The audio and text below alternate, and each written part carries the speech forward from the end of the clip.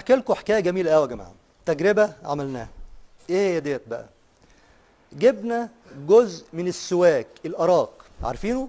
السواك بتاع السنان، وحطيته الجزء دوت في طبق كده صغير، طبق زجاجي صغير، وقده بالظبط جبت جزء من معجون اسنان اغلى واجود نوع معجون اسنان موجود في السوق.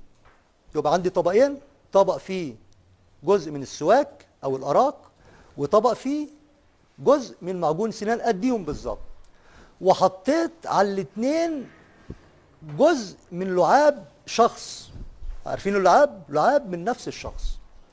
وسبتهم بقى في المعمل في درجة حرارة تساوي درجة حرارة الفم أو جسم الإنسان. وبعدين بعد 24 ساعة جينا نفحص في المعمل. لقينا إيه بقى؟ لقينا الجزء اللي فيه معجون أسنان عليه كمية كبيرة جدا من البكتيريا.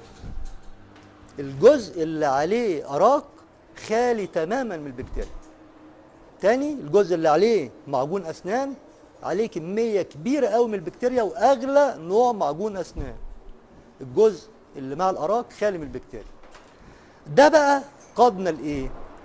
ابتدينا نشوف إيه الأراك ده اللي هو وصى بيه النبي عليه الصلاة والسلام. اتضح إن فيه أكتر من 20 مادة. هو مش مجرد بينظف سنان، ده فيه مواد هاضمة، مواد بتساعد على الامتصاص، مواد بتساعد على الخصوبة، مواد بترفع المناعة، مواد بتزود النمو. 22 مادة تقريبا.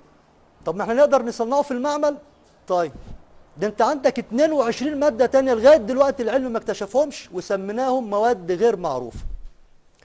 عملنا ايه بقى؟ خدنا الأراك دوت او السواك وحطيناه، ضفناه على العلف، كيلو سواك او أراك وطحناه وحطيناه على العلف.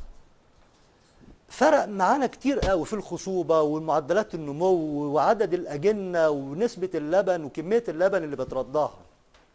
ما لقيناش بصراحة تفسير للتجربة ديت غير اللي احنا نقول وما ينطق عن الهوى.